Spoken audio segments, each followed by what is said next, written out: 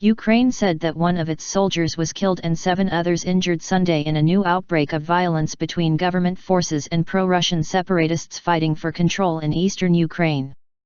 Ukrainian military spokesman Oleksandr Motuzyanyk accused the insurgents of escalating their fire against Kyiv's troops in the last 24 hours, a new threat to the fragile ceasefire agreed to in February. He said the attacks were mostly focused near the Donetsk airport and near Mariupol, a government-held coastal city on the Sea of Azov. An increase in the number of violations of the ceasefire regime by separatist fighters has been noticeable in the past 24 hours, Motuzyanyk said. He said the rebels were also using Grad rockets, again in violation of the Minsk deal, which calls for heavy weaponry to be pulled back from the conflict zone. Attack on Saturday. The Ukrainian military on Saturday made similar accusations against the rebels, who in turn accused the military of opening fire on an aid convoy from Russia and of firing indiscriminately in populated areas. The Organization for Security and Cooperation in Europe, OSCE, which is monitoring the ceasefire, says the violations are still limited and markedly down from pre-ceasefire violence.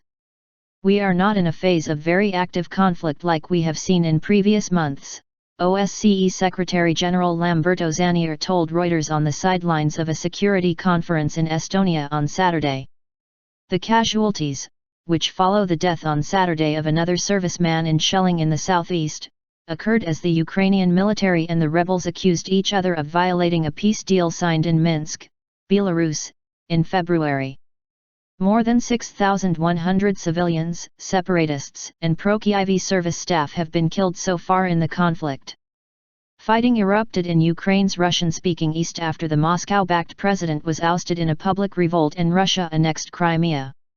Meanwhile, even as he reaffirmed Kyiv's commitment to the Minsk agreement, Ukrainian President Petro Poroshenko observed large-scale military exercises staged at a training range in the southern Mykolaiv region Saturday, part of the country's move to boost defense capabilities. Helicopters flew overhead and opened fire at targets, while military vehicles trudged through fields and plumes of smoke billowed in the distance at the Shiroki land training base.